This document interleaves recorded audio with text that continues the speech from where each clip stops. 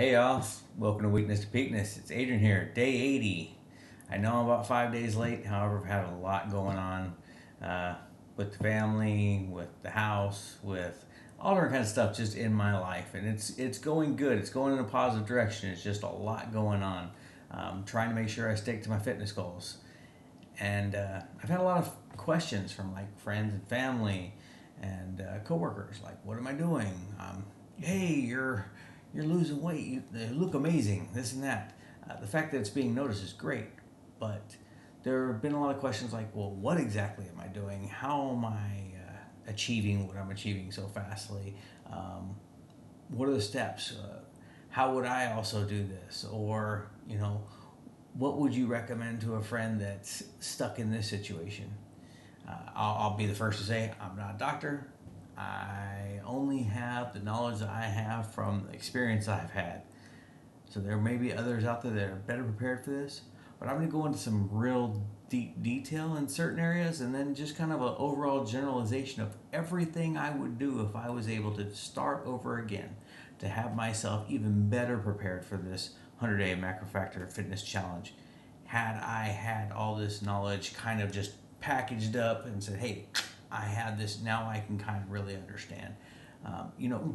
Basically, I'm going to provide the best toolkit I can for anyone else who may be about to start their fitness journey or are coming here and saying, "Oh, I see that you're actually losing weight. What did you do?" Here's kind of my strategy of what I did and what I wish I would have known sooner. So I'm going to go over all that and celebrate and share the knowledge that I have now and the small victories that we've gotten. Quick update, I am at 217. I'm officially 15.5 pounds away from my goal weight for that 100-day challenge. I really want to be right at 201.5. However, I'm not sure if that's going to happen, but I have been staying at a steady weight for the last 3 days, so there's a high likelihood I'm going to have a massive drop again. Normally you will face plateaus or where it starts to slightly go up and then all of a sudden your body readjusts and you lose a lot of weight again. So let me walk you through the steps and kind of where we're here.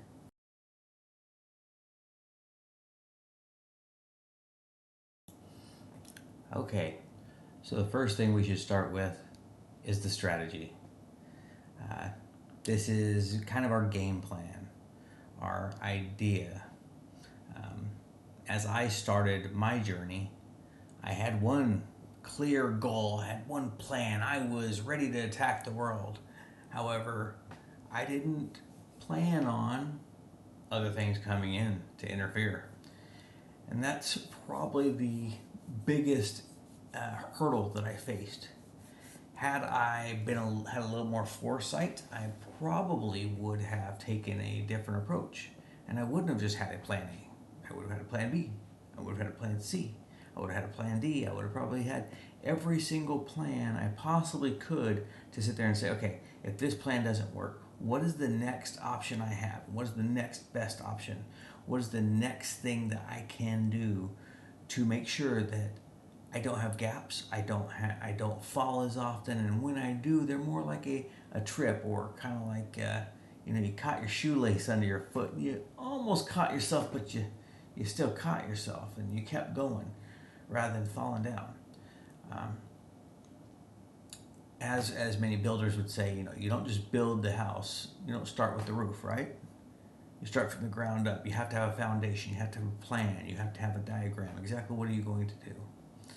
So when we talk about strategy, my strategy was to basically improve my diet via using the MacroFactor fitness app, to go on a carnivore diet, a specific type of diet, to also intermittent fast during that period, which is basically taking out a certain window of the day where you just do not eat at all, fasting.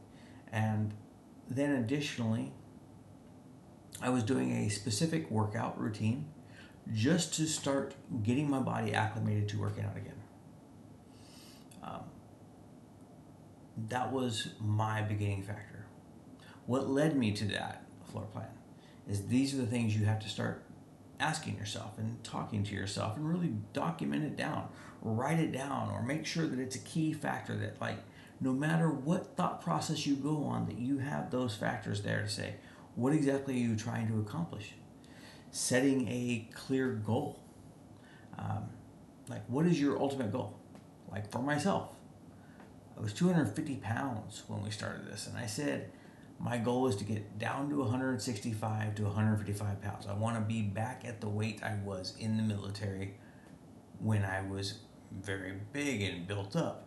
That was all natural body weight, no steroids or nothing, but I had a lot of muscle. I was large enough that I felt good in my body. There was nothing that could hold me back in general. And I wanted that back. Why did I want that?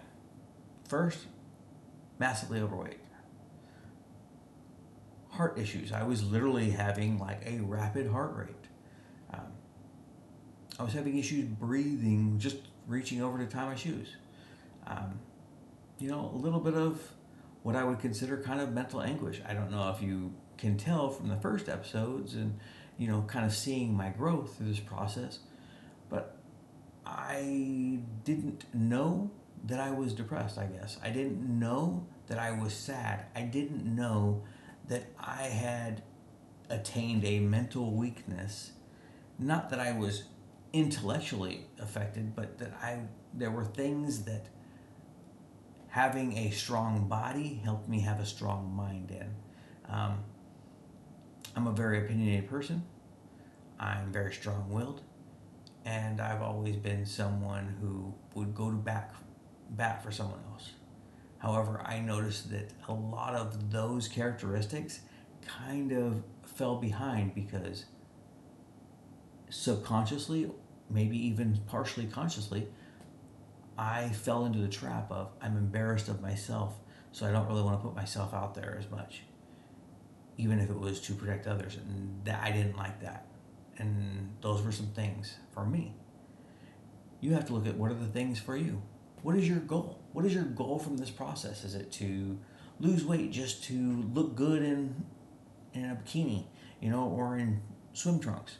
Is your goal to help yourself gain better respiratory values?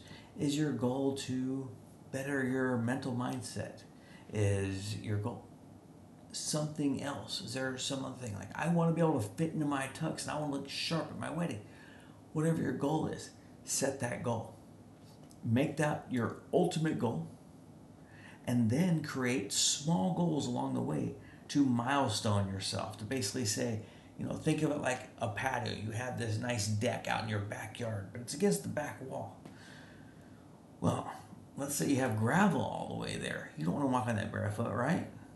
So as you get further down, you're going to set down little milestones or foot pads or footholds to kind of say, hey, well, now I'm here. This is a good, easy way for me to say, yeah, I can walk here. And then you're going to set down your next one all the way until you reach your goal. Use those milestone markers to kind of say, hey, I've made it here. I can now celebrate.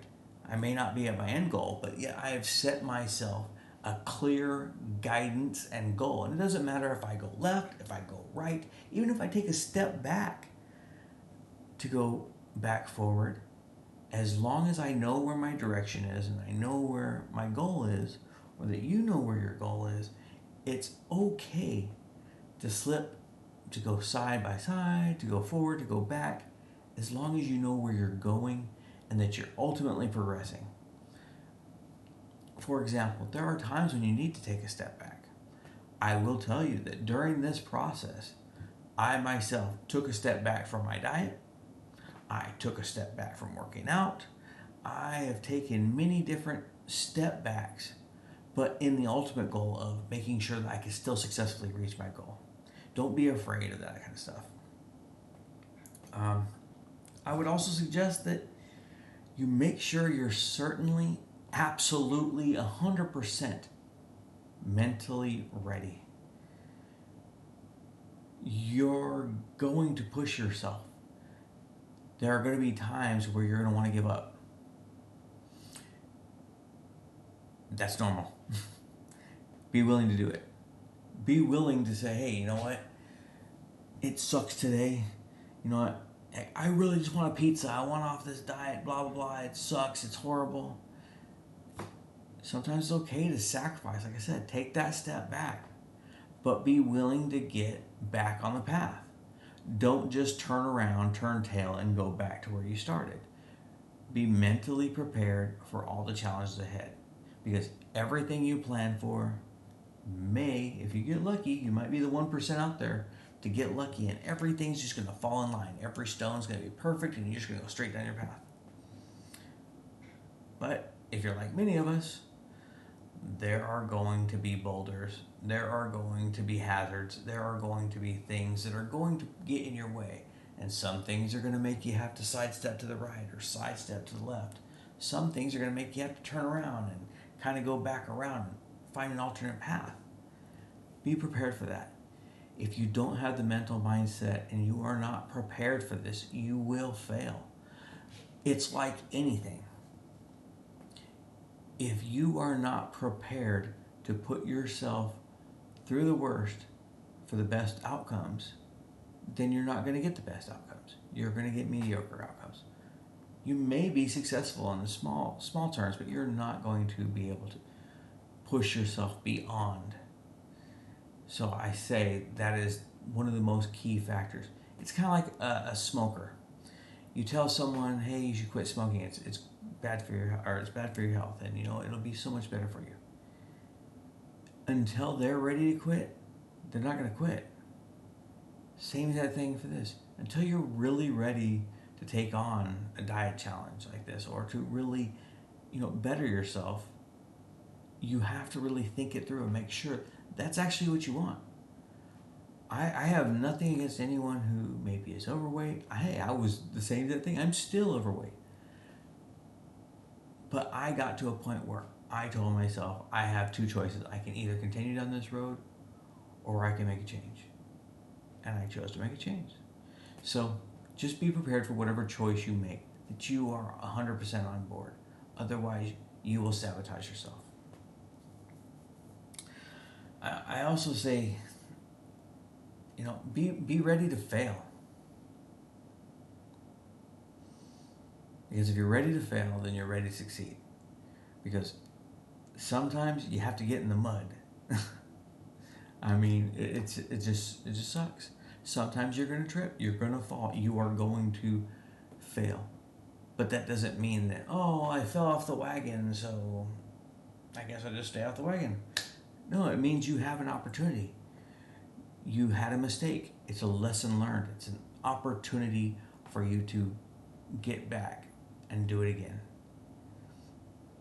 Just think of it like,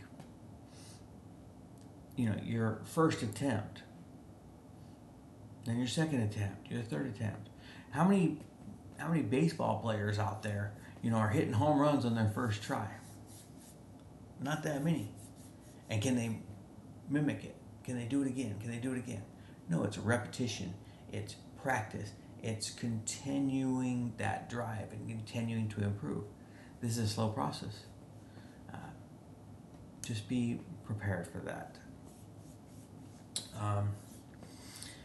Additionally, I would say the last part of strategy would be find a support group or just some method of support, whether it be friends, whether it be family, whether it be coworkers, whether it be community outlooks. For example, you like to play basketball or you like to play soccer. Find people in your local area who also like to do the same thing. Gives you an excuse to go out and actually enjoy the activity together. Or if that's not even something, look to online resources or radio resources or any kind of resource that caters to the things you like and has a good group that can help you, keep you motivated, keep you stay on track, keep you staying focused. I know they have many of these like inner city and local running groups where it doesn't matter what size you are, what you do, they're just going to run. We're going to run a 5K today and this is where we're going to run. I don't care what color, race, creed, sex, anything. I don't care about your background. All I want to know is, do you like to run? Let's run. That's a good community for you. If that's your desire. Same thing for walking. Same thing for sports. Same thing for lifting. I will say that also during this 100-day MacroFactor Fitness Challenge. At first, I was ashamed of my body. I'll be the first to say it. I'm still kind of ashamed of my body. But I finally got over a lot of that, and I've gotten a lot more mental strength now. And I've actually been going across the street whenever it comes to leg day, and I've been going there and showing off my fat ass to go hit those leg extensions, to hit the squats, to hit the hamstring curls, to do the hack squats and do the calf raises, do the abductors, and doing everything I possibly can on these machines to better myself. Nobody's really looking at you, and heck, I've actually had 3 to 4 different good experiences in the last 8 times I've gone there. All the stuff that I was worried about, shamed of, etc. Majority of it's in my head. There may be some people in their mind that may be like, crap, man, that guy's maybe pushing himself too hard, or this and that. But I don't think anybody's out there, ooh, look at that guy, or look at that girl. Everybody's just there to work out. You may see the occasional person who's looking in the mirror, checking themselves out. They're not looking at you. They're looking at themselves. And a lot of times you actually might meet really nice people who, help push you through as well. So that's when we come to strategy.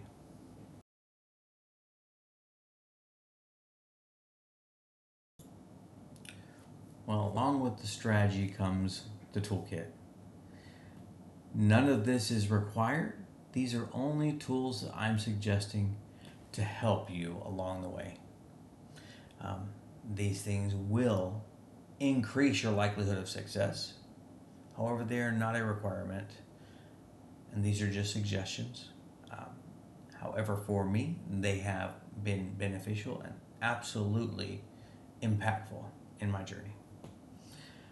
So the first tool, and probably the most obvious, is if you're trying to lose weight, what's the one thing that can guarantee to tell you if you're on the right track or not?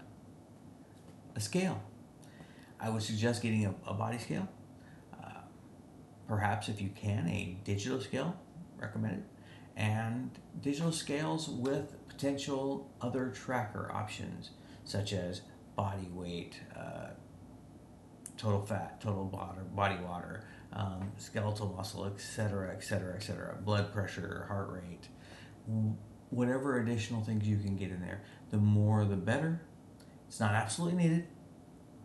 However, there may be other issues that you're facing that you're unaware of that can help guide you through the process. So I would definitely say a body scale first. Second, I would say either a notebook, a Excel sheet, or some kind of fitness tracking app, such as the MacroFactor app that I'm currently using, or MyFitnessPal, or Weight Watchers, etc.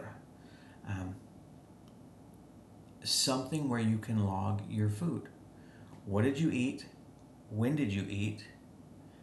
And to a general sense, what's the calorie intake and calorie density or macro profile?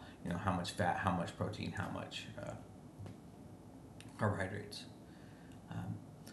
This is more so that you can start to see, hey, I'm eating X, Y, and Z, and I'm losing weight. I'm eating, ABC, and I'm gaining weight.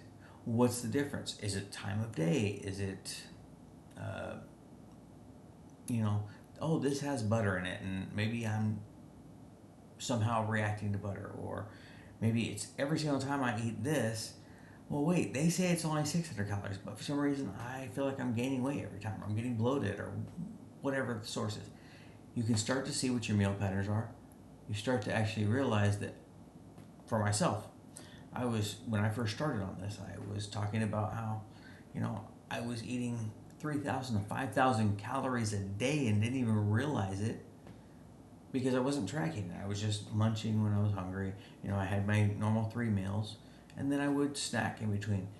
Had no clue that I was eating so massively amounts of calories. It starts holding yourself accountable, and at the same time, you can start to see, hey, well, these foods affect me in different ways, or hey, these are higher in calories, and you can start seeing what the density is. Maybe I need to change something. Maybe every time I make a sandwich, where am I getting all these calories from? Well, now let me start breaking it down by individual item. Oh, the bread is a third of my calories. Oh, the cheese is another third of my calories. So I could have all the vegetables and the meats and be fine. You start to adjust and adapt your diet around what your calorie requirements are. Another tool would be tape measure, specifically a body tape measure. They have many out there. They have just a single measure that you just wrap around yourself and mark. There are ones that are prefabricated that you can just like clip into it and hit a little button and it cinches right up so you can tell what your measurements are. Why I suggest the body tape measures is there are times where, like right now, I've been stuck at 217. There are going to be times where, as I get closer to my ideal weight in the 155, 165, I'm probably going to be about the same weight probably for weeks on end. But if I start watching my measurements, I might see, oh, I dropped a quarter of an inch on my calves, or I dropped an eighth of an inch in my arms. And you're going to see those reductions in small locations that you never even thought of or contemplated. So you will still be getting results even if they aren't showing up on the scale. And it's just another factor to kind of keep you motivated and keep you pushing along. Another thing, and now we start getting into the kind of like wished items, is get some kind of exercise equipment, or items for the actual exercise of choice. Like I said earlier, you like to play water polo. You should probably get yourself a water volleyball or the polo ball, whatever you want to call it. You like to go play beach volleyball. Buy yourself a volleyball. Even when you're not playing out in the field, pop it around your arm, do things with it. Be active. Have a reason for using that. Have a reason for being more active, for wanting to fuel your desire to participate in those activities. I know if I had a basketball at home, I'd probably be dribbling around the house. There are things that I can get additional activity and movement and enjoyment out of without just having to go to the park and shoot. And I don't have to go hit baseballs to have fun and be preparing for batting practice. For baseball, I could be taking my bat and doing stretches and fake swings and practice and twisting, doing all the different things. Or as a pitcher, I could be practicing my throws. There are many different things that you can do which keep you active, keep you moving, help burn calories, and especially if it's keeping you in shape for the sports or activities that you like, then it's a win-win. Ankle weights, for example. Everybody walks. No matter what, everybody walks. That slight little bit of resistance, or armband weights, or a chest set of weights. These are just additional factors of resistance to help you push a little harder on the things that you do anyways. Those small things can burn more calories and help you along the way. Then I would suggest a food scale. This one I think actually I'll throw back in with the more important and key factors. One of the problems that we have a lot of times is I'll use like Doritos or something horrible. It doesn't matter. Any bag of chips, we'll say. And they normally say on there, 27 chips is, 160 calories. The problem is not every chip is made equal. Some are going to be thicker, some are going to be thinner, some are going to be. So it's always best to actually, if you want to take the time to do this, rather than guesstimating, and if you're really, really serious about your weight loss, is to use a food scale. It's not difficult to take a bowl, put it on there, place it on there, zero out the scale, and then based on whatever weight it says, let's say it says 26 grams, to then actually weigh out the food. That means that it doesn't matter if you have 48 chips in there that are broken chips or 27 perfectly whole chips. As long as it matches up the weight, then you know you're getting the 160 calories. It's a little bit of a check on that, because sometimes, again, like I said, not every chip is made perfect or made the same. You may get 27, and that 27 might actually be 180 calories. So you're banking on 160, and then you start saying, why is it I'm staying the same weight? Because you're not really in a calorie deficit, you're actually at maintenance. So I would suggest a food scale. It definitely helps. And, along with those fitness trackers, like I was saying, or the food trackers or food loggers, they have tools to help you identify, okay, well, based on grams, it's this, or ounces, it's this, or cups, it's this. And you have many tools at your disposal to help you manage that food a little better and for you to see what that actual content is. Additionally, now we start getting into even more costs here, and this isn't something you absolutely have to have, but it's just a recommendation.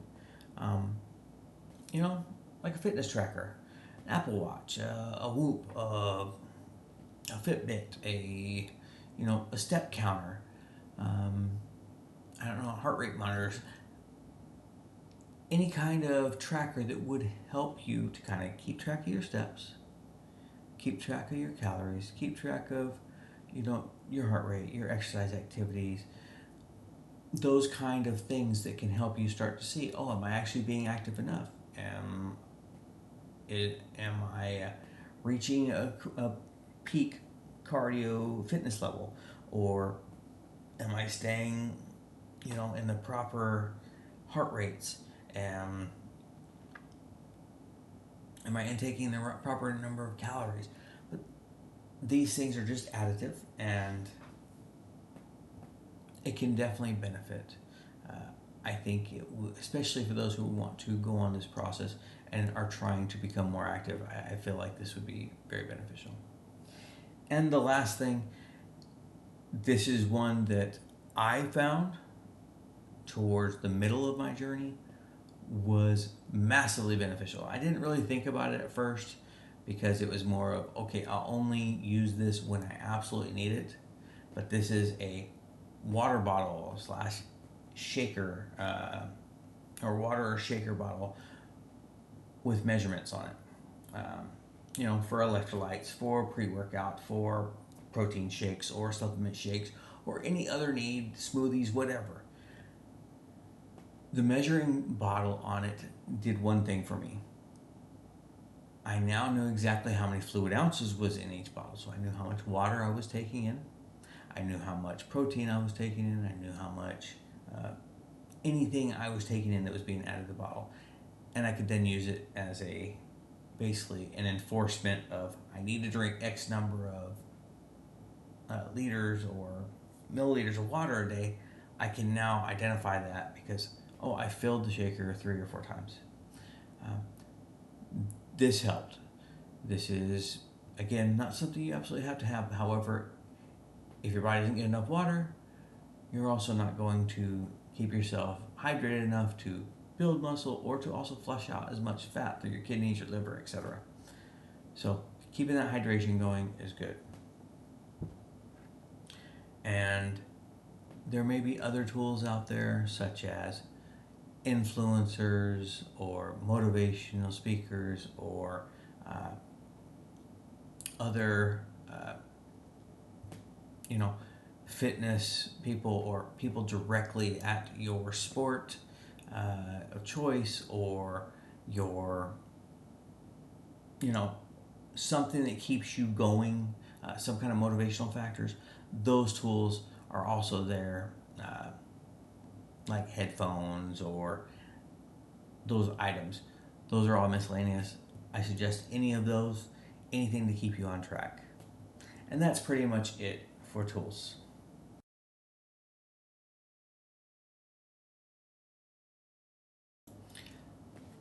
Let's talk about calories and understanding what calories really are. Um, what are calories? Calories are a measurement of energy for your body that you get from food and drinks. Um, and it's how your body actually uses that energy to perform activities, um, no matter what it is. Sleeping, thinking,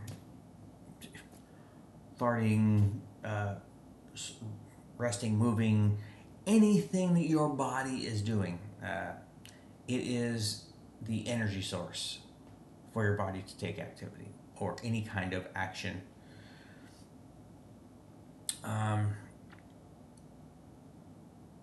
How do calories really work when we're talking about weight loss? So, this is probably something that's probably one of the most common sayings you're going to hear is calories in, calories out. So, basically,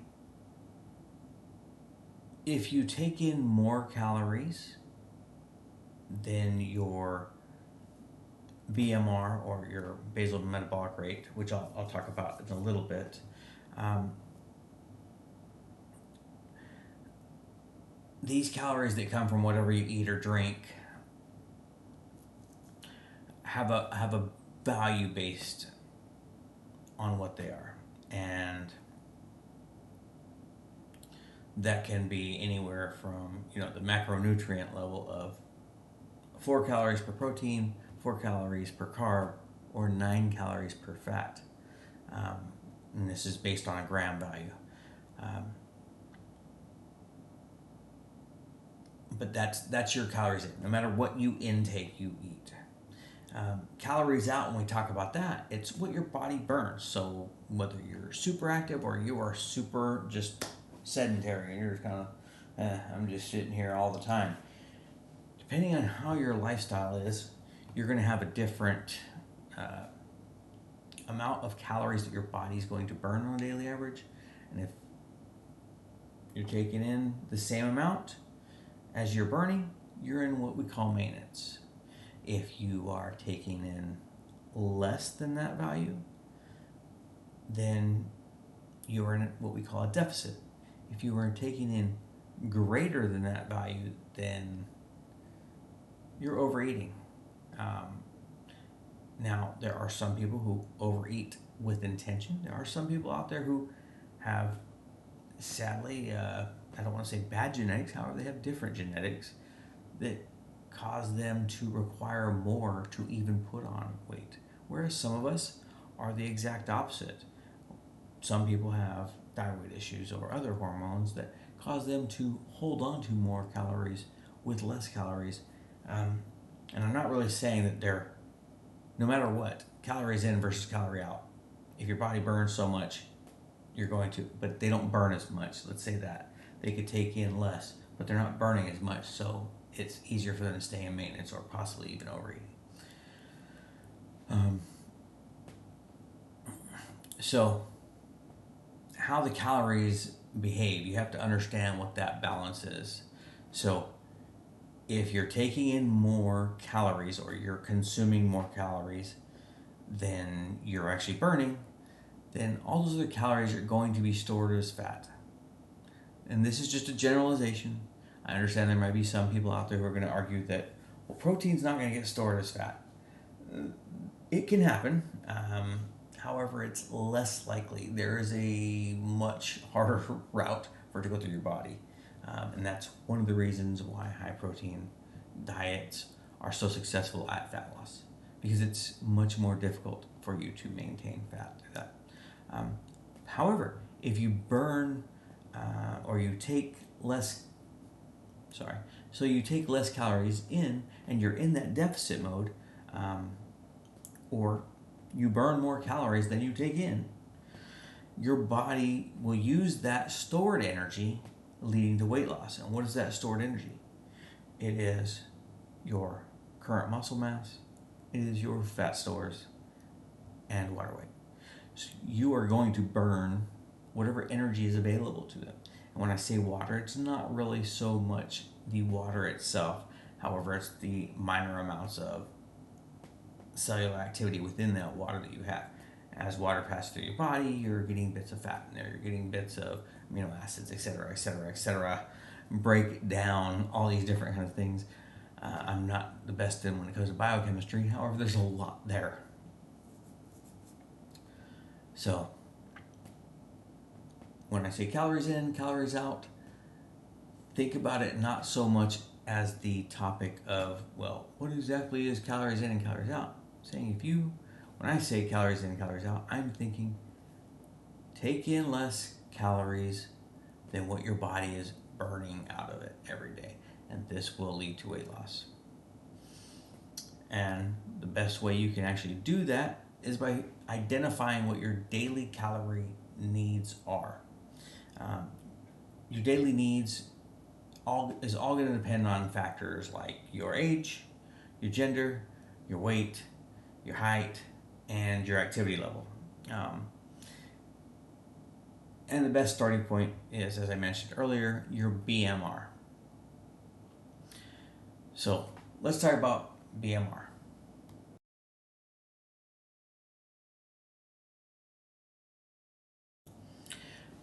BMR, or basal metabolic rate.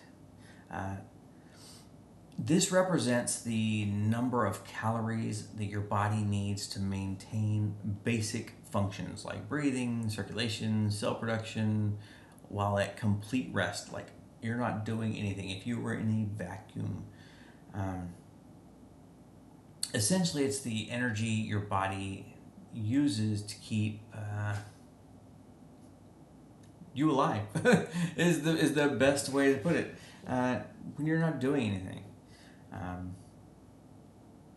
So your BMR can vary depending on factors like your age, as I mentioned, or your weight, your gender, your height, and even your body composition.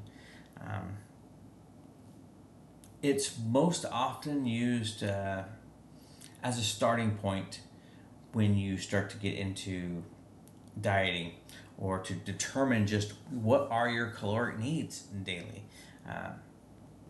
So if you're considering, a fitness or weight management plan, I suggest calculating your BMR. How you would calculate your BMR is this simple guide here, and let me show it to you here.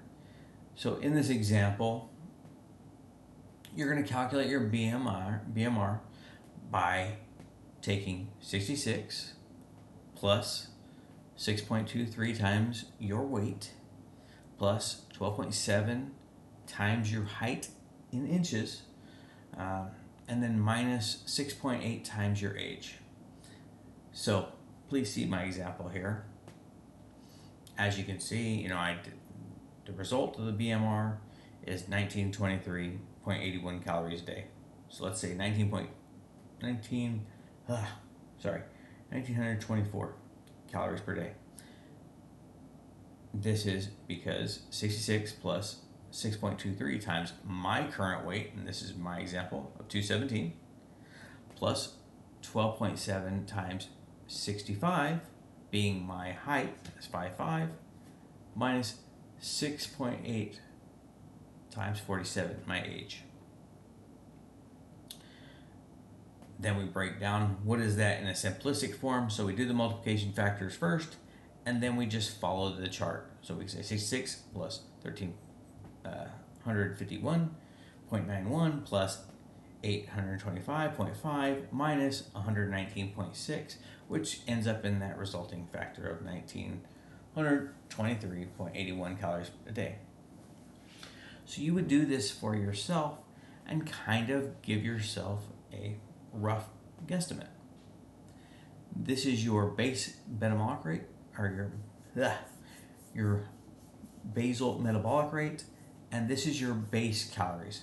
Now, please understand, this is not perfect. There is a plus and minus here. You may be somewhere a little bit less, you may be somewhere a little higher. And then along with that, you also have your activity levels that you had to kind of add to this. So if you know that, oh, you're very active, you go out every day and you go jogging, or every day you go and you play basketball out the court with your friends for 2 hours or whatnot, you have to be able to add in kind of those other calories and say, okay, well, let me see, where am I? I did my BMR. I've been eating right at that calorie line, but I'm staying the same. But I'm also out there on the court for 2 hours. So that means that actually your BMR is probably calculated a little high. I would probably take 200 calories off from your activity and then reduce it by 200. Do that for another week. See if you start to lose weight. You're going to start seeing that. Or if you're trying to bulk, you're going to see, oh, I'm staying at the same weight. I need to add.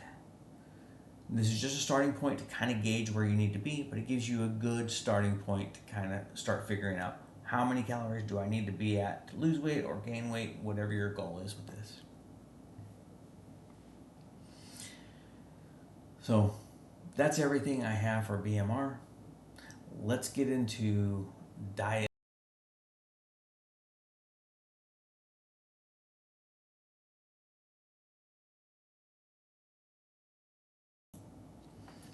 So when we're talking about foods and diets, I initially went into this strategy, as I mentioned earlier, specifically with carnivore in mind. Please, on any of these diets, again, I am not a doctor and I can't tell you what you should or can do or could do or can't do. I can only provide you what diets are out there and kind of the methods that I used. And I can tell you that I actually visited my doctor before going on the carnivore diet to verify that everything was okay. Because from my understanding, if you have problems with your kidneys or you happen to have other functions, issues such as diabetes, depending on which one, these can be very bad for your health. Or doctors probably won't recommend it because there are chances of other issues or complications. So please, before starting any diet that may affect you, consult your doctor. I suggest it first. However, when we talk about foods and diets, really what I'm talking about is more of a general purpose based on diet and plan. So we have multiple plans that are out there. Some of the most common are like the ketogenic diet. This focuses on very high fat, moderate protein, and a very low carb intake. It encourages the body to burn fat for energy instead of carbs, putting you into a state called ketosis.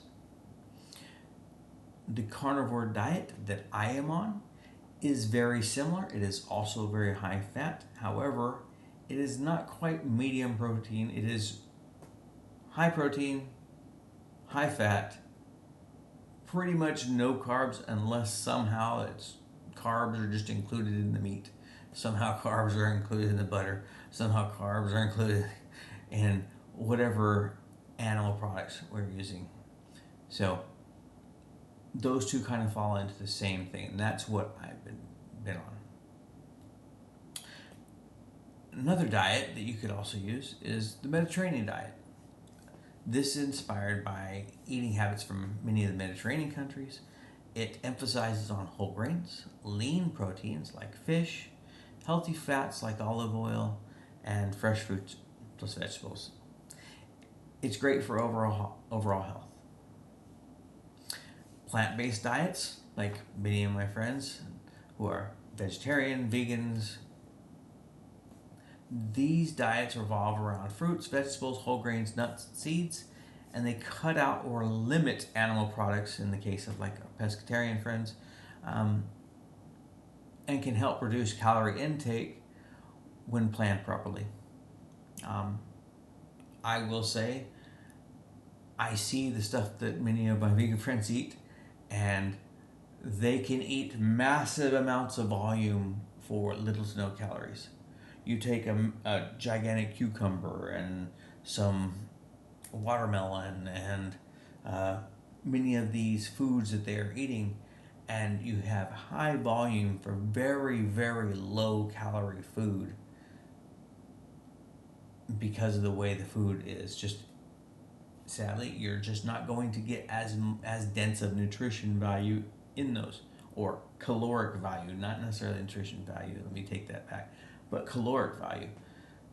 So this is very successful. However, if you're trying to put on muscle, it is very difficult to hit your protein goals with this. And when you do eat only vegetables, your protein sources may not have some of the other protein factors, or as easily digestible, as easily influenced within your body to actually get the optimum output for muscle gain. And this is just based on the way protein has been classified. There are also low carb diets. Examples include Atkins or the South Beach diet, or again, extremely low carb, like the carnivore diet or lion diet. These diets basically reduce carbohydrate intake while promoting protein and healthy fats.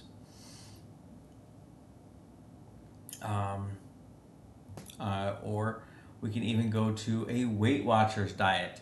This is, going back to the calories in, calories out, this is more of a point-based system. So like every product has a number of points associated to it. Say a Snickers bar is 20 points, or a piece of chicken is 0, or a potato is 2. And then you get a daily value of points that allows you to say, I have 28 points that I get to use today. What do I want? You could eat multiple 0 point foods and eat all you want. And then you could have your snack and eat a ho-ho, Twinkie, or whatever it is, as long as it's within your points. And you don't have to worry about what anything is. It's just, does it meet your point values? And you just go by that. So basically it's a point-based system that just lets you eat whatever variety of food while staying within your daily points. This is more of a, let's not focus so much on the value of the macronutrients, but more of the, can I stay on this diet because I have to eat what I want? Like if I got to eat corn dogs every single day, I probably would do it, but I know that I would go way overweight. But maybe on the Weight Watchers app, maybe I'd be able to say, hey, I could have 3 corn dogs for the day, and then everything else has to be 0 points. Hey, if that was my vice and that was something that I enjoyed, that's a very good option for me. There's also the paleo diet. This was inspired by a diet of what the ancient humans would eat. Meat, fishes, eggs, nuts, fresh vegetables, the things that we could get by picking and gathering. And basically excluding processed foods and grains and dairy. Really have to avoid that kind of stuff. And then there's also the DASH diet.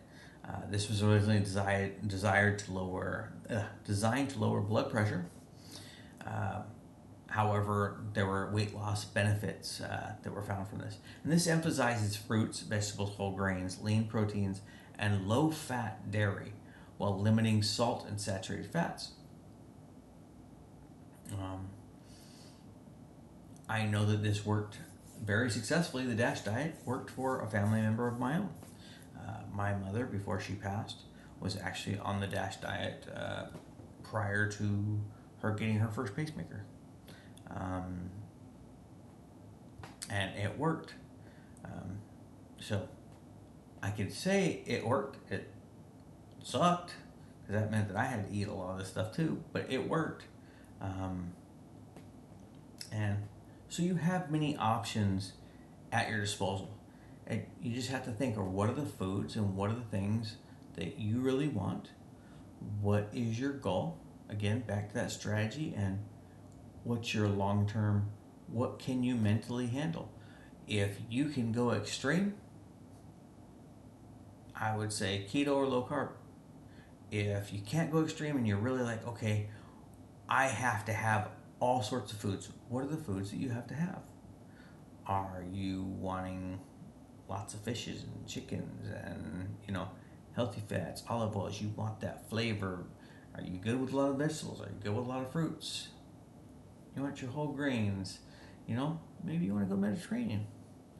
Maybe, you're like, I can get away from animal products, and I can get away from, you know, things that use eggs, and you can get away with a cake without an egg, or maybe dry, but you can do that. Go jump on vegetarian. Um, I just say there are many options out there, and these diets are just examples. With these diets, though, we also have to talk about the next part that's involved in foods. And this is where it kind of gets a little bit tricky, because we talk about the foods, we talk about the diets, we understand what we're eating, what we're putting in our body, but we also don't really think about the timing.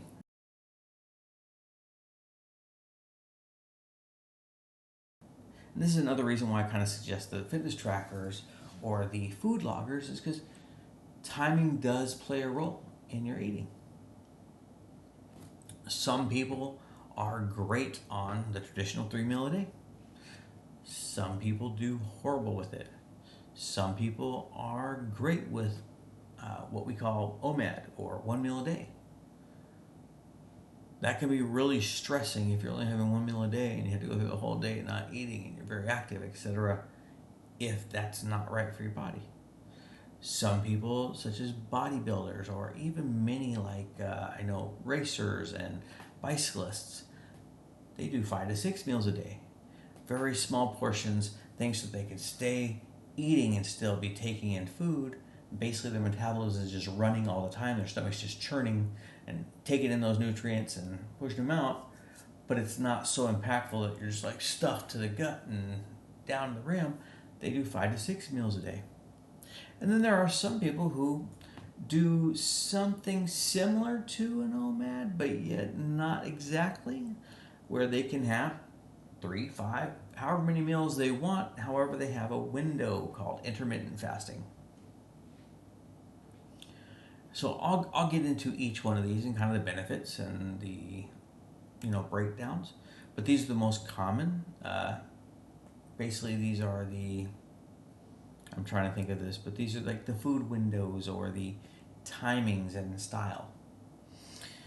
So with a traditional 3 meal a day, benefits are it's a balanced routine. It fits almost all social situations. Everyone knows, oh, I'm going to breakfast, I'm going to lunch, I'm going to dinner. And they pretty much gauge around the correct time for everybody. The benefits are that it gives you the perfect time to adjust. It allows meals to be spaced evenly. It promotes steady energy levels. It's flexible. Provides 3 different chances to distribute meal nutrition needs throughout the day. And it's sustainable because it's the most common that people do. You're going to be able to do it pretty much anywhere you are located throughout the world, no matter what. It's easy to maintain for most people without requiring drastic lifestyle changes. The challenges, though, is that some may experience hunger before the next meal. Additionally, you have a risk of overeating. If you don't understand your actual portion control, your calorie intake might exceed its needs. It's also less dynamic. It may not fit schedules of people with a non-traditional working hour schedule. So if you're working the PM shift or you're working overnight, your breakfast, lunch, and dinner might be dinner, lunch, and breakfast, or dinner, breakfast, or you name it. It may not be quite as conventional for you. So just understand that.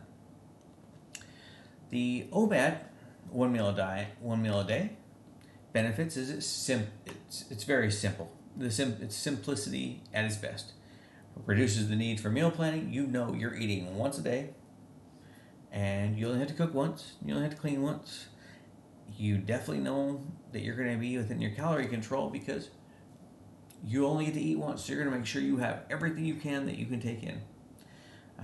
This is a natural calorie restriction by eating just once. It does encourage fat burning because you have I'm going to say, massively extended fasting period between each meal. Depending on what your intake is during that one meal, it may promote ketosis if you happen to be eating just high protein and your carb values stay within a low enough value to allow your body to kick into that ketosis factor, giving additional fat reduction. And something I've noticed on the carnivore diet and intermittent fasting is that you will find yourself another benefit of mental clarity. Almost everyone, after the first 2 to 3 days, and once you get through the fog of your body adjusting and no longer just being oversaturated by carbs and fats and just too much for your body to just kind of go through, you get this mental clarity that I just can't describe it. All of a sudden, everything just clicks. You no longer have this fog. If you've ever experienced what I'm going to call food coma, after lunch you ate and it was heavy, and all of a sudden you just want to tired, you just want to sleep, you're tired.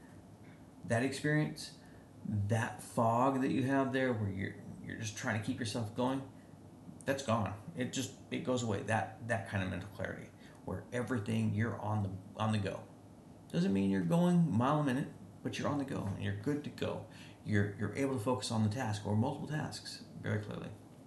The challenges though with the OMAD diet is that you have a extremely high chance of nutrient deficiency because it's very difficult to fit all your daily nutrient needs into one meal unless you plan out every meal exactly to the T to make sure that your macros, your micros, and everything are being maintained. Additionally, you may face hunger, just basically hunger cravings. You're going to go through an extremely long fasting period that can be tough to manage. You're going to smell foods in the break room, and you're going to see other people eating on TV and stuff, and you're going to know, oh, I only get to eat this one meal. If I eat early, then I got to go even longer between my next one. These are the challenges. And lastly, the challenge is that it's not suitable for everyone. It's very demanding for those with high energy needs or medical conditions. So then we also have the 5 to 6 meals a day. The benefits to this is that you have steady blood sugar levels. Frequent meals can help prevent dips in energy. It also reduces your hunger.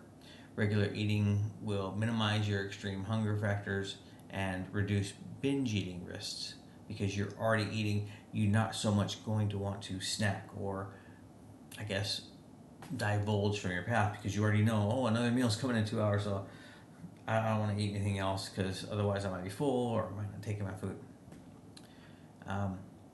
This is very good for people on high activity tasks. Ideal for athletes or highly active individuals who need constant fuel. Again, like I said, many cyclists do this. They cycle for hundreds of miles at a time and they don't stop. So they take in these small meals. They may have a bar. They may have, a quick thing they had put in their pack that was just some kind of food they can intake. And when they do have to rest, it's really quick meal. I don't want to be cramping. I don't want to be bloated. I don't want to be doing these things. That's what it supports. Additionally, another benefit is that variety. If you're eating 6 times a day, you can eat pretty much what you want. I'm going to give an example from a bodybuilder perspective. When I was younger, one of the things was, I had a nice meal when I first started out in the day. First thing I had myself oats, I had myself eggs, I had myself bacon, I had myself toast, I had myself an apple, orange juice, and milk. I had all this. That was my breakfast. It seems like a lot, but it's a lot of a smorgasbord of everything, and I had it all, and I ate that. That was the start of my day. About 2 to 3 hours later, I had a banana. Then 2 to 3 hours later, I had my lunch, and whatever my lunch was for that day. The one thing that I varied on was lunch. Many people try to do that with the dinner meal because it's easier to go out with friends. I was a kid at the time, so I was still in high school, so it didn't matter. I knew whatever everybody else was eating at dinner, I was eating at dinner, so lunch was my one choice. And then I had a snack, like let's say a ding dong or a ho ho or a Twinkie or a Snickers bar or something to just give me energy, a Nature Valley grain bar, whatever. I could choose something to have to fill in that space. Just something small, something keep preparing myself and keep myself going. And then it would come to dinner time, and pretty much my dinner was almost the same every single day unless it was taco night, 2 chicken breasts, plate of broccoli, and half a cup of rice. And that was my get and go. It worked. But it gives you options. You can do these things throughout the day, giving yourself plenty of variety as long as you're making sure that you're kind of breaking out and you know what your calories are, and every meal kind of stays within the same calorie value. You can change things up here and there. Some people don't like bacon, some people rather have sausage, some people don't like let's say chicken, they would rather have pork chops, or they'd rather have steak. You have ways, you just have to work them out and figure out what you like. Now the challenges that you're going to find into is that 5 to 6 meals a day requires a lot of planning and prepping and making sure that you're prepared. So if you take on something like that, understand that you're going to need more of a structure. You're going to have to make sure that you have a plan for every meal so that you don't miss meals and then sabotage your benefit of keeping that meal process going. Also, another challenge is it's inconvenient. If you happen to have a busy life and you're running from here to there, sometimes it may be difficult to fit in that meal when you need to in the right time, especially if you're really busy. And another challenge is that from a metabolism standpoint, it may not increase your metabolism by having those multiple meals. Not everyone shows those same signs, which means that now you're taking in more meals, but you're not seeing so much of the burn off, which could lead to you feeling more full and more difficult to keep stuffing the food in. I know it's a totally different calorie profile, but for example, like if you've ever seen either Ronnie Coleman, talk when people ask him about how he used to eat, and he would say, I was stuffed, I didn't want to eat, but I had to force myself to eat, and I just kept eating. You don't want to feel that way because your body hasn't adapted. So just be aware of that. And the last one, again, we get into intermittent fasting, and this is one that I can say I personally am doing. The benefits of intermittent fasting is that it's flexible. You can choose whatever approach you want. You can do like myself and do a 16-8, which basically means 16 hours of the day I don't eat. So I don't eat any time before noon, and the moment it hits 12, I can eat whatever I want until 8 p.m. And then I cut it off again. Nope, I'm not doing it again until 12 tomorrow. But I can eat any time I want during that time. I can eat what I want. And that helps for me. There's also a 5 and 2 method. There's also some people who do I can't remember exactly what it is, but where they do 48 hours without eating, then they eat on the following day after 2. There's many different options. Depends on what your fasting period is and how you want to actually eat that. Whatever works out best for you. Another benefit is that you go into like a fat burning mode. Prolonged fasting periods may encourage fat loss and metabolic gains. Simplicity also, it's very simple because there's fewer meals I have to deal with and prepare, and I know exactly when I have to prepare and what I can eat. It makes it very easy for me, and then I know that, oh, I'm outside my window, so anything outside that, no matter if I'm hungry or not, I ignore. It takes me away from some of the bad aspects. When I'm not working out, when I'm not working, and when I'm not recording these videos, I like the video game. If I'm not spending time with my wife and the kid and the dogs, I call them kids, but with the wife and the dogs, um, I like to play video games. Well, a lot of times when I like to play video games, I like to snack. Well, now I know I have an eating window, so I take it just basically helps me mentally. Nope, it's gone. Not even an issue. It's not a problem. And additional health benefits is that it potentially also improves insulin sensitivity. And for someone like me who has IBS, it has supported my digestive health. And I can definitely say that either it's done a massive impact on helping my digestive health or just the carnivore diet in general. But in combination, I have not faced any of the painful symptoms in a long time, and I'm hoping it stays that way. The challenges is that, again, you can get hungry if you do not adapt to a fasting regimen very easily. You can face some very drastic hunger pains during that fasting window, waiting until it's time to eat. Additionally, this can create social inconvenience. If your friends are like, hey, let's go to breakfast, and you're like, nah, I can't go. Ah, come on, really come with us. And then you go, and all of a sudden you're just like, yeah, water. What, you're not going to eat? It can create some little things that are awkward and create situations because, everyone wants to eat together, everyone wants to enjoy together, and when you're just drinking water, it may feel awkward to others, although you understand what you're going through. And lastly, it can take an adjustment to build that tolerance for fasting, and that you understand, you start to recognize the difference between actual hunger pains and just mental, I'm bored, I want to eat, I need to do something. Um, Especially for someone like me, as many years ago I was a heavy smoker and I quit.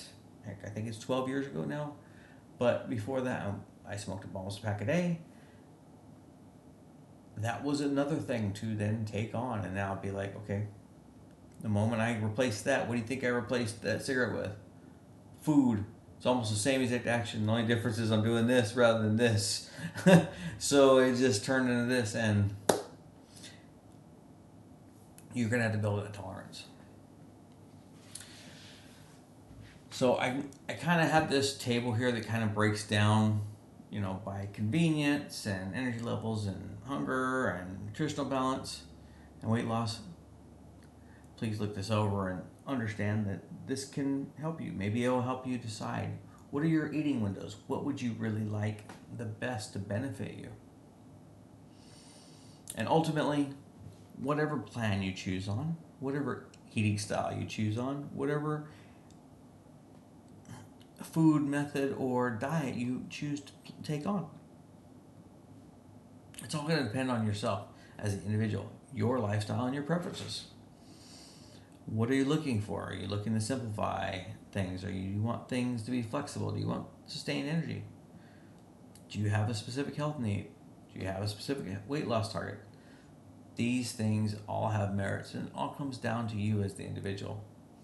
I can't recommend anything specific to you. I can only tell you what I've done, and I hope this explains this a little better and helps you understand eating windows and the different diet types.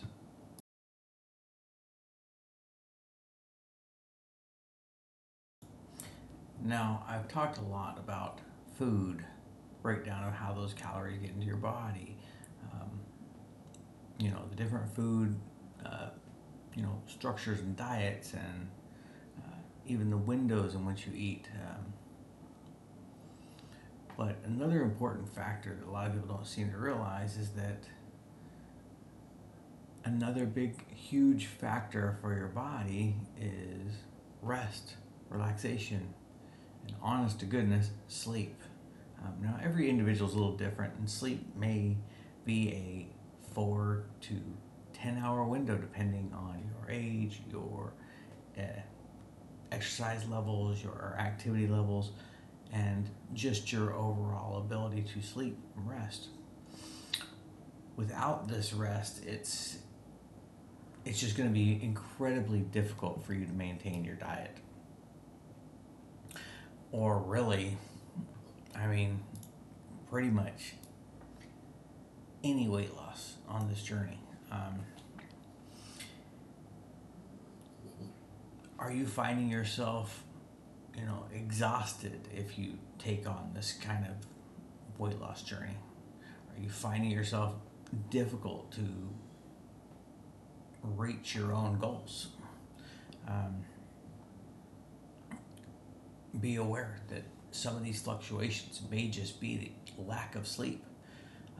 Your mind needs rest. Your muscles need rest. Your digestion system needs rest. All that time when you're resting, your body is repairing and building things, replenishing cells, and making things better. So if you're not getting the proper amount of sleep, your body may not be able to burn off fat and waste properly. It also may not be able to allow your mind and muscles to recover properly. Just be aware that rest is very, very important when you're on any kind of diet, whether it's a gain or a loss. Because even in a gain period without that rest, there's a higher likelihood that your body will become systemically fatigued, although you may not notice it. And that can increase the amount of cortisol that you retain. And cortisol is a very high factor that can convert extra fuel into fat. Just be aware of that. So while you're on your diet, be aware that you're focusing on not just the food, the intake, your overall health in what you're consuming, but it's also the health of your body, your vessel. Think of your body as a car, and you wouldn't just keep that engine running all day long, would you? I know there's certain components that have to stay going, kind of like the battery compartment always has that little constant bit of energy keeping everything running and maintaining, kind of like your heart does. But give your motor a chance to settle down and rest. Give that turbo, or ECU, your computer system, your brain, a chance to rest. It will help improve the overall longevity, livelihood, length, and overall performance of your body. Proper health is going to also help you regulate your hormones, like the cortisol, which I discussed earlier, which can really impact your metabolism and your appetite. High levels of cortisol can definitely make you want to eat more. Additionally, it can slow down your metabolism because your body thinks, oh, I need to maintain those storage cells. Sleep, particularly, plays a huge role in just helping your body repair and maintain that muscle and kind of manage your food cravings. When you're rested, you're more likely to have the energy and the willpower to make healthier food choices and stay active. It's not just about the calories in or the calories out, as I kind of discussed earlier. Rest is a cornerstone for your well-being, just overall. So you need to be able to partner these things. Like I said, I'm going over everything I possibly can and know that all these tools individually are beneficial to you.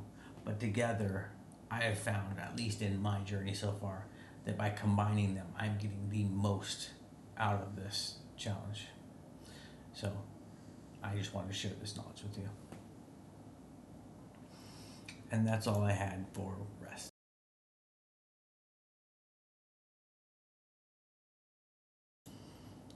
Let's talk about a factor that I think we've all faced in one way or shape or another, and understand that this also has a negative and detrimental effect on your weight loss journey.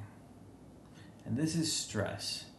We get stress from everything around us.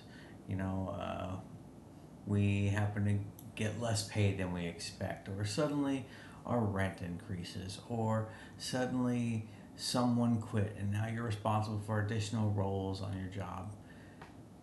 We're always having factors thrown at us, and our ability to adapt and accept that change is very, very beneficial to us to keep us calm and keep us unstressed. However, these stressors can really, really affect us, especially when we are in a weight loss or even a weight gain journey, when you're looking at it from wanting to put on muscle and not so much fat.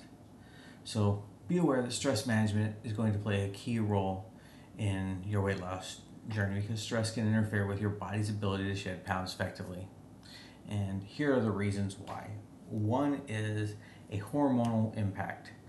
Stress triggers the release of cortisol, and as I've kind of mentioned a little earlier, this is a hormone that can lead to increased appetite and cravings for unhealthy foods. High cortisol levels can also make it harder for your body to metabolize fat. And you don't want to be in a situation where, although you're eating right, you're doing everything correct, and suddenly your body becomes more catabolic than anabolic. You don't want it to be eating itself, eating the muscle that you're working so hard to gain. You want it to be shedding the energy stores that you have from fat. Additionally, it also can have an emotional impact. That's why people call it emotional eating. When stressed, people often turn to comfort foods as a coping mechanism. I mean, ice cream sounds amazing right now, but that's because I literally think of the taste, I think of the flavor, I think of the enjoyment, the memories I've had that are good from ice cream as a kid with my family, etc. However, if I was in a very stressful situation, I'll be the first to say I could probably finish off a tub very easily, just sitting there out of boredom and coping with the emotional situation. Be aware that that is a coping mechanism, or whatever your vice may be: hamburgers, pizza, those fattening, carb heavy, very rich and satisfying foods can result in consuming more calories than are needed while you're on your weight loss journey, or on your weight gain journey, eating improper foods that don't maximize your efforts and could negatively affect your gains. As I've also mentioned already, the sleep disturbances. Stress can cause issues such as insomnia or lack of ability to actually sleep.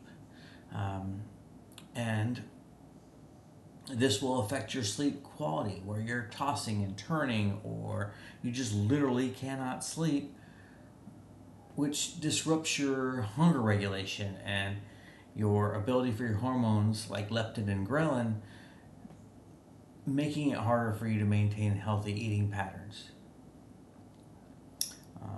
Another thing to be aware of when it comes to stress management is you may lose motivation to exercise. Those activities that you find so much joy in and everything. If you're stressed out, if you're worried about, I may lose my job at work, you're not going to be thinking about, hey, later on I'll go hang out with the boys and shoot some hoops. You're not going to be thinking about, later on today I'm going to go have fun with my friends and we're going to go walk around the stadium, or whatever activities you're into. It can negatively affect your motivation and can basically sap the energy from you, making it less likely for you to stay active and consistent with your workouts or whatever activity that you are using for your exercise forms. Additionally, chronic stress can create mental and emotional health issues. I'll be the first one to say I witnessed this firsthand.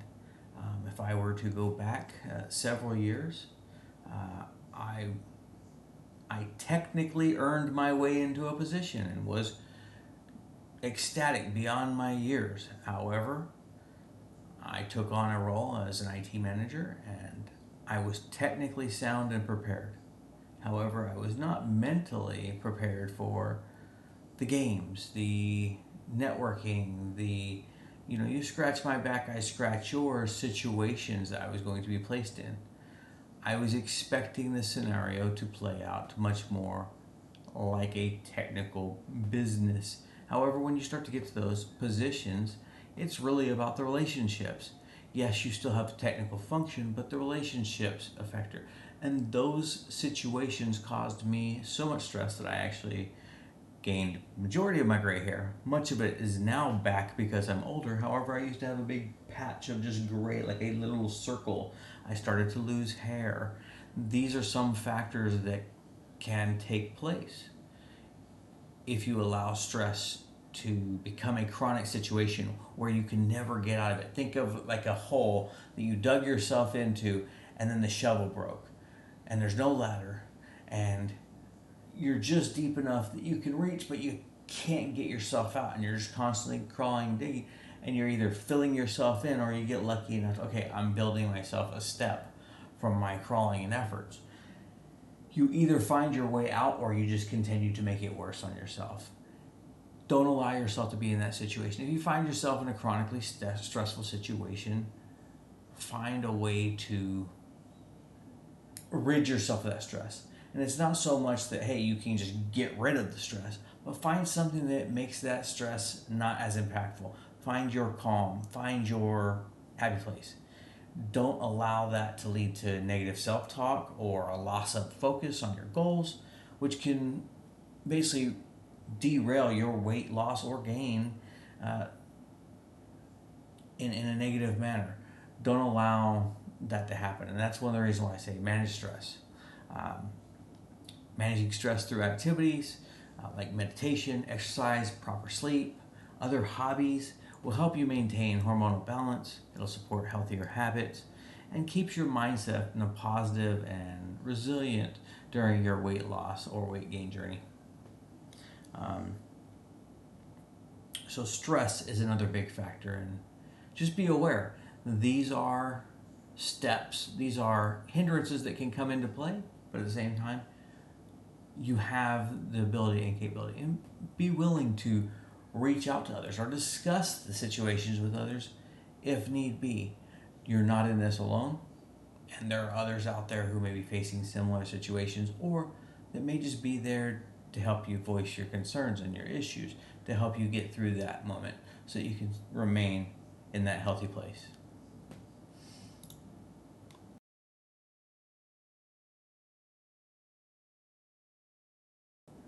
Probably important, however, not quite as important as all the other factors I have spoken about. And we all know exactly what this is going to be because it's the one thing that I really haven't gotten into too much detail on, but it is the activities we do. And I'm going to say more specifically exercise. Exercise is a vital component of the weight loss journey or even weight gain journey for several reasons. Because just burning calories isn't going to cut it. It will be a fine starting place and it will work great in the beginning stages and early stages. And heck, you can even probably get away without doing exercise. However, I would suggest incorporating exercise into your activities, whether it be a walk a mile a day, or set yourself a goal similar to like what I did. I set myself a goal of 8,000 steps a day, and there's certain days I haven't hit it, but most days I've gotten around 8,000 to 10,000 steps, and then I've had some drop-offs. But put myself a simple challenge, or something as simple as, every day I'll do 20 jumping jacks, and then slowly increase them by 5 a day, or 5 a week, all depending on your health situation, or 50 a day, all depending again based on your health situation. Find something you enjoy and that you can do and that you know will benefit you in the ways that you want. So if you want to increase your heart health, I suggest doing something in the cardio family. If you are trying to do something to increase your muscle health and heart health, I would do something such as weight training or something more dedicated and focused. If you're just wanting something to keep your mind at ease and keep your mind healthy and keep you strategically thinking, any kind of exercise, such as like some sport, soccer, baseball, basketball, football, whatever you enjoy, find some way of incorporating that in your lifestyle. Here's how this is going to support you in your journey, whether it's to lose weight or to gain. It's going to assist you. If you're already eating properly based on the diet and the calorie deficits and everything I've discussed earlier on, it can help with that calorie deficit. Exercise helps create a calorie deficit, which is essential for weight loss. It's going to help you burn energy, which is going to be a complementary factor to your already reduction in calories based on your diet. And a healthy diet will ensure that you're expending more calories than you consume. Think of it like this. So let's say my goal, and I'll use the MacroFactor fitness app as a example. It has slowly been reducing my overall calorie intake. As I started, I was closer to 1,600, and now I'm down to 1,190. Well, let's say that it's difficult for me to maintain that 1,190 calorie deficit. So I start eating 1,400 calories. Well, to compensate and to make sure that at least I am still close in that range, so I'm still in a calorie deficit to continue to lose weight, the optimal thing for me to do is find another outlook or another source of losing those 300 calories. So I work out using weights, weight training, and I perform brisk walks, sometimes fast walks, even more than a brisk walk. And I'm getting closer to the weight where soon I will start running and jogging. But you can do this through other activities, such as just literally walking back and forth throughout the house, playing other games that cause neat energy, like patty cake or whatever with your kids or your friends, or playing the slap game. There are things you can do that just can be entertaining with you and other individuals. Or if you're by yourself, buy yourself one of those punch machines that gives you the light up. So when it hits, hit it on the beat and hit it on this whenever you see the lights. Things to find yourself in an active function. Another good reason why you would like to exercise, and I feel this is beneficial, is because it will help you in preserving whatever muscle mass you already have or potentially gaining muscle mass. Understand that when you're losing weight, there's an actual risk of losing muscle along with the fat, especially if you go into more of an extreme weight loss journey like myself. I've lost a lot of weight over a very short period of time. I'm more likely to lose muscle if I don't ensure that I'm eating absolutely right and that I'm doing everything I can to maintain the muscles that I do have.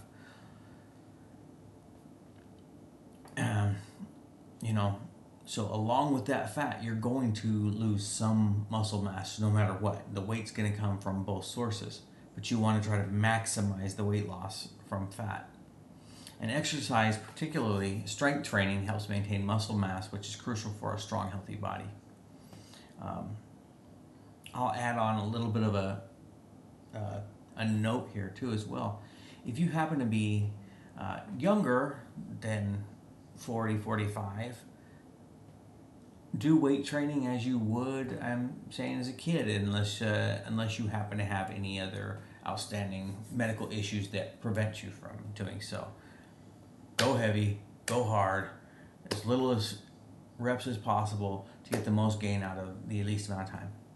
However, if you're over that 45 marker and you happen to be getting a strength training, if your body can handle it, I see nothing wrong with doing that same training method.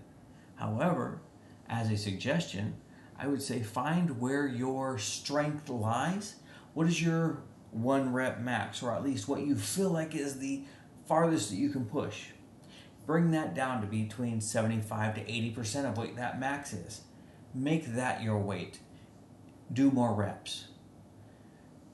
Your joints will thank you because the pressure will be less on them. And additionally, although you are getting more use out of it, it allows you to really reach that point of fullness and blood flow, and you'll get more mind-muscle connection to your muscles and to those areas without potentially putting yourself into a harm situation. You don't want to hurt yourself, because if you make an arm not work, I guess you're not doing no more bench anymore. I guess you're not doing any curls, and that's going to defeat the purpose of what you're trying to do here. Additionally, exercise is vital because it's going to boost your metabolism. So not only are you going to be losing weight from the diet, from the additional exercise, but this should trigger an increase in your resting metabolic rate, or your BMR, meaning that your body's going to continue to burn calories even when you're not active. And this has been proven many, many times, many studies, and I'm certain there are multiple different things you can look out there and find that will talk about this. I know the windows have changed over the years, and many people have said, well, it's within 30 minutes after you really start to see an increase, and some people say it's an hour after, but an hour for about 3 to 4 hours, and the windows are constantly changing. However, there has been a basically scientifically proven fact that you do, after a workout, continue to burn more fat, and your body is in that active state although you are not being active. And this is very beneficial for you, because it will help you burn off the calories that you're intaking and hopefully burn off more of those calories that you already had on you that you're trying to lose. For people like me, for those of us who have allowed ourselves to reach that obese stage, or morbidly obese as I did, this will have a massive increase on the reduction of your visceral fat. And we all know that your body does require a little bit of fat, but visceral fat is the negative fat. This is the fat that's inside your organs and can cause a lot of issues. And potentially, maybe that's where some of my IBS issues came from. But exercise is effective at targeting visceral fat. And that's the fat, like I said, around your organs, which is important for improving overall health and reducing the risk of chronic diseases. By removing that visceral fat, you are going to get rid of a lot of the area, at least I know for males, or us as men seem to face, where most of our fat ends up going into our gut. Well, where do you think it's going? It's not just subcutaneous fat, and it's not just sitting on the top layer. A lot of that is being stored within our organs and all that area, which then makes it very tight and rough for us. And especially for us, it can lead to very, very serious issues, as we have higher rates of prostate cancers and other cancers that happen to affect those organs in the internal center section of our mass. So just think about that. Additionally, exercise has done, or at least has done something great for me, but it will do something for you as well. It'll improve your mood.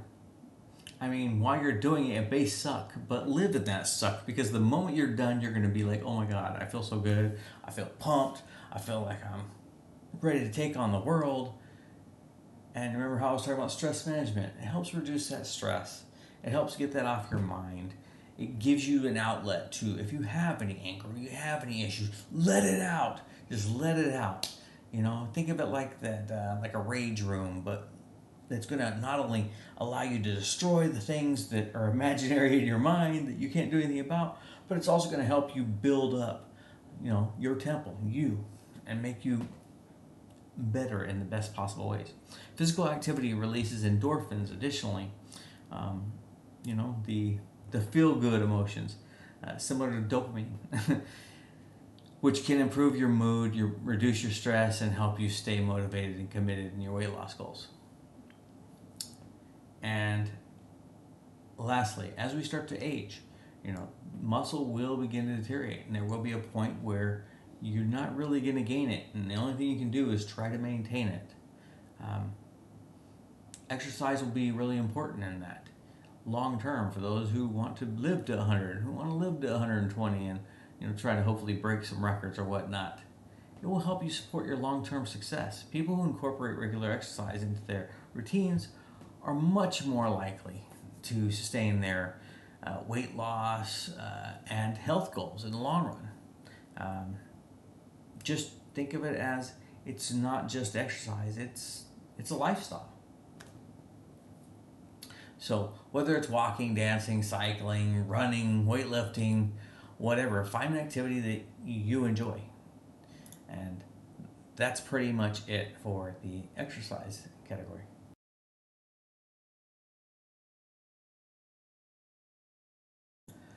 Last topic I kind of want to talk about, and this is refeeding. Um, Especially for those who are like myself, who are very obese and are struggling with the diet journey themselves. Uh, this is a way for your body to kind of reset and kind of go, let me go back to square one, so that it's not constantly in a stress state or feeling like it's overwhelmed based on everything that's being done during the weight loss process.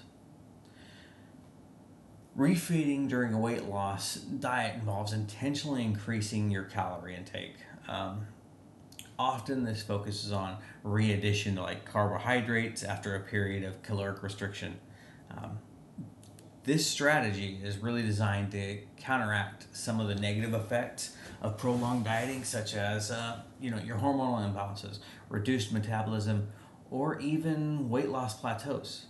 As I've discussed, I've been stuck at 217 for a little bit, but I had done several refeeds prior to this during this weight loss journey. You can think of refeeds almost like a cheat day, but they're not technically a cheat day. They are typically unplanned, unrestricted. Refeed days are carefully structured, unlike the cheat days. These are to provide controlled calorie surplus. So if I'm in a negative, let's say I'm in a negative 700 calorie deficit a day, and I get to a point where I'm depleted. I no longer either have the energy, I no longer have the motivation, or for some reason my body begins to hold weight. And we'll talk about this kind of in the plateau situation. Um, and your body starts to hold weight. It's either because your body is in a fight or flight mode, where it's thinking, oh, I'm losing too many calories, I need to hold on to those calories. That's one situation it can be in. And in those cases, what's the best thing to do? Give your body extra calories. Allow your body to be like, oh, wait, I don't need to hold on to these because, oh, I'm going to get the food. It's just been, so it can adapt. It's kind of like tricking your body into that, oh, I'm not really having less.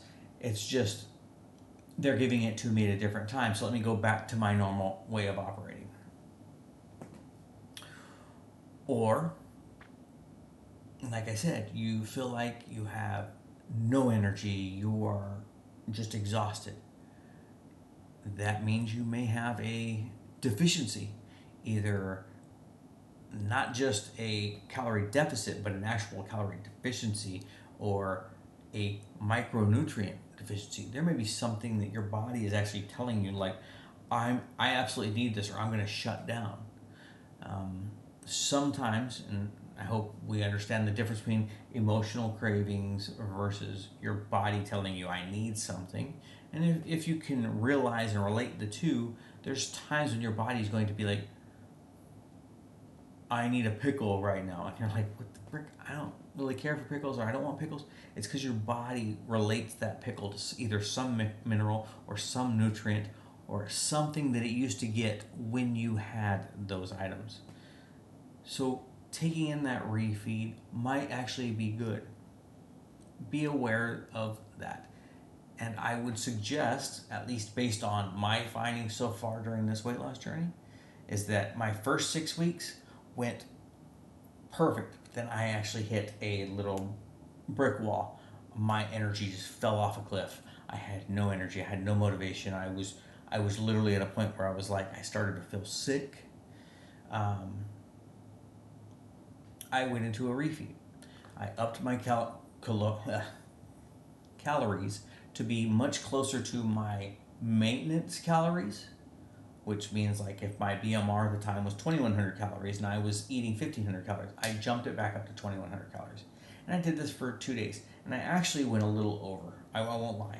I went over. But that's the goal. You want to kind of be really, bring yourself back to maintenance so your body's like, oh, this is actually where I'm supposed to be at, and it feels back comfortable. But I went a little over. Then after that, I went another 4 weeks. And then I went through a little bit of my own stress, my stress situation. I had a lot going on with my granddaughter. And situations that were going on and planning and what all do we have to do. And, worries and fears.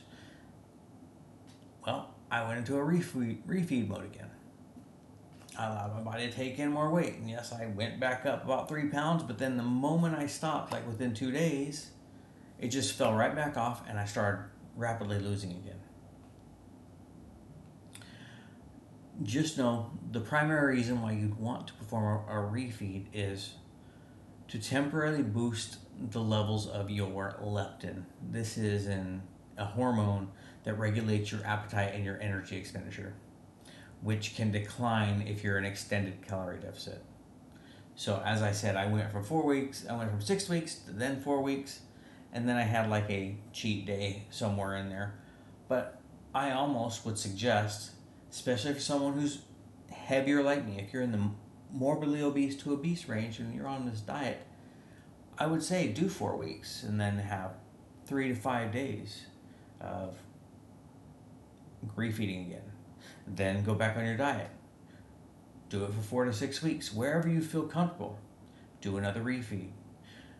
Do the exact same thing for another 4 to 6 weeks. And I would suggest, I'm not there yet, and we're not through this 100-day MacroFactor Fitness Challenge yet, but based on my understanding of what I've faced so far and how it's worked, I would almost say that anything longer than 3 months is no longer a diet, and that's really a lifestyle change. Putting yourself in a lifestyle permanent deficit is not the ideal thing to do. I would suggest what I'm doing right now for this diet is really extreme and it's for this challenge, and I would suggest that you'd go no longer than 3 to 4 months at tops on any diet, and then give yourself a week to 2 weeks of maintenance calories to just let your body relax, let it get back to normal before you attempt to go back on another diet. Make sure your body is ready again. You don't want to put your body through such an extreme weight loss and just keep pushing it. Now I understand there's some freaks out there like David Goggins or these people who have done these extreme weight loss journeys. And yes, it can be done. I am just saying, as a suggested measure to ensure that for the long term you're going to be able to keep the weight off and that you're going to feel healthy and that you're not going to feel overwhelmed in the process, my suggestion based on my findings would be to do as I'm suggesting. Again, it's only a suggestion. Be aware that refeed days can vary in their frequency depending on factors like your body fat percentage and the intensity of your diet. For example, an individual with a very low body fat percentage may benefit from more frequent refeed days, meaning like maybe they do a refeed every third day because they're so low. Being in a deficit, it's much more noticeable because they're already at a very low intake because their body weight is so low. They don't have surplus energy stores that can be used for the energy in place of meals and calories. Just be aware. And those who are like myself in the morbidly obese, or at least used to be, and obese areas, be aware that, hey, you might not have to do refeeds often. and give your ability to incorporate them less often and get the most bang for your buck out of that, because you want to use those fat stores. You want to use that energy that you already have that you're not intaking, allow it to be used. And lastly, if you're considering adding a refeed day to your diet, it's a good idea, or days, it's a good idea to consult with a nutritionist or a dietitian to tailor your approach to your specific needs, at least until you have isolated what is your ideal refeed, what's the best time frame, like do you need 1, 2, 3 days, so that you don't go into a situation where you maybe overeat or you're taking yourself out of whatever diet gains you have too long, too extreme.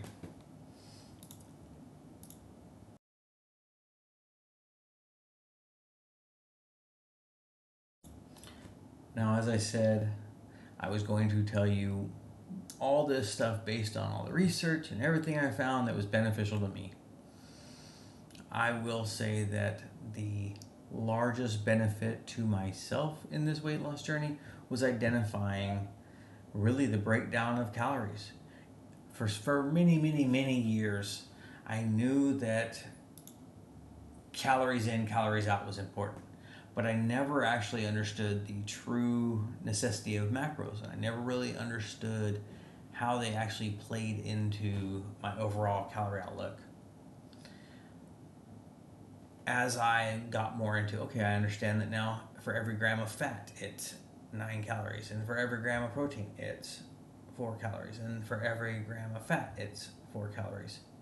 And then I started to look into, well, each one, well, how exactly does fat affect the body, and what are the benefits, and what are the benefits of protein, and what are the benefits of carbohydrates.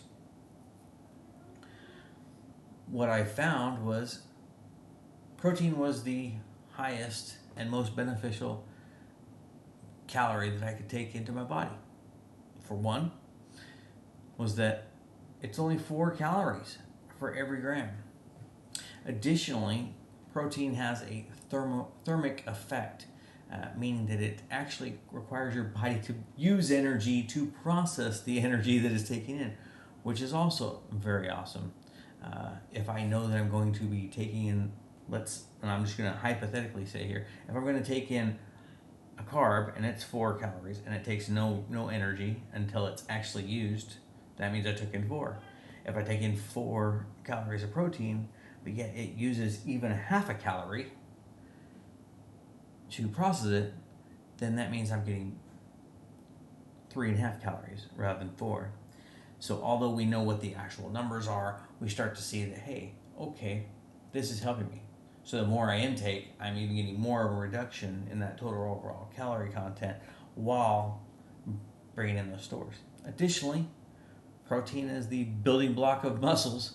Without that, I wouldn't be able to maintain the muscles or even put more on. So of the calories, I would say protein is the most important. And this is my own finding.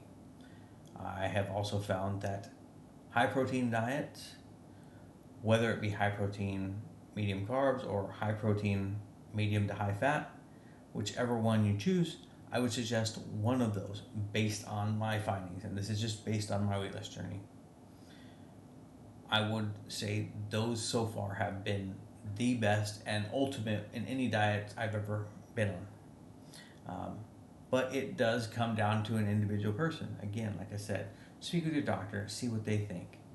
It may be that your body can't process those kind of things as well, and maybe you need to be more into a vegetarian lifestyle where you can take in large volumes for very few calories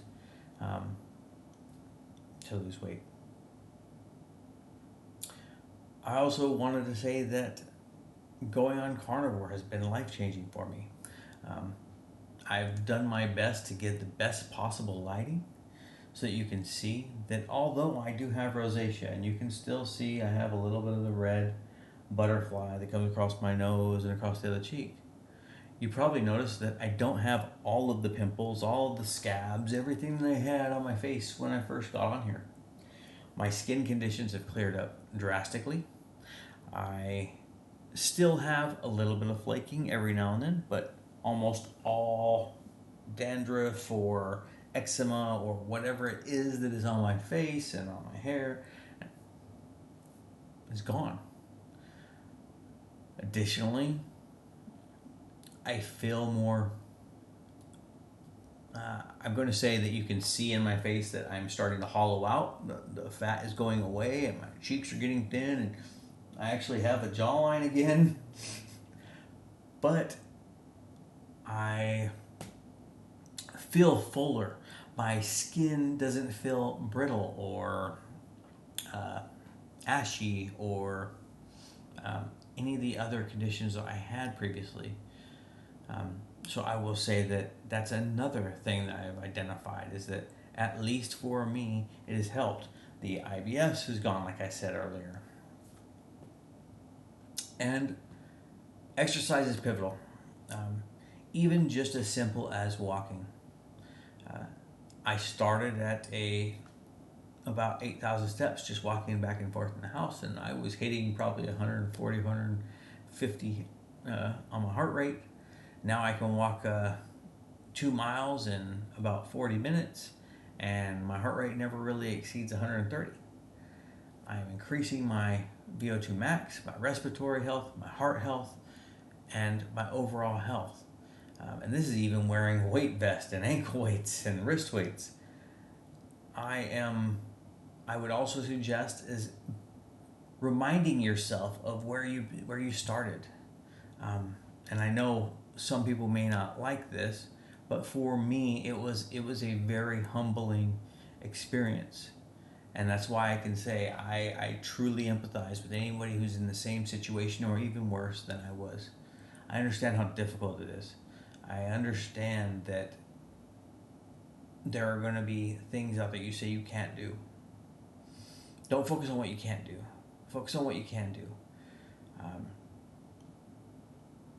Putting that weight back on, even though it's not the fat on me, is something that it reminds me of. Oh my gosh, I was doing this to myself. My joints don't hurt as much, but that's also because I've been active. But it reminds me that I don't ever want to do this again. I want myself to be better, and I want you all to be better, if you so choose to be that. And I want to give you whatever advice I possibly can. So all I can say is do your best to be active, even if it's as much as literally getting in and out of your chair and just sitting up and sitting down and sitting up and sitting down. That little bit of activity, do it for 10 minutes. And then the next day, do it for 10 minutes. And then the next day, do it for 10 minutes. And you'll start to realize that, that burn's no longer there. You might enjoy that burn and be like, let me go for 20.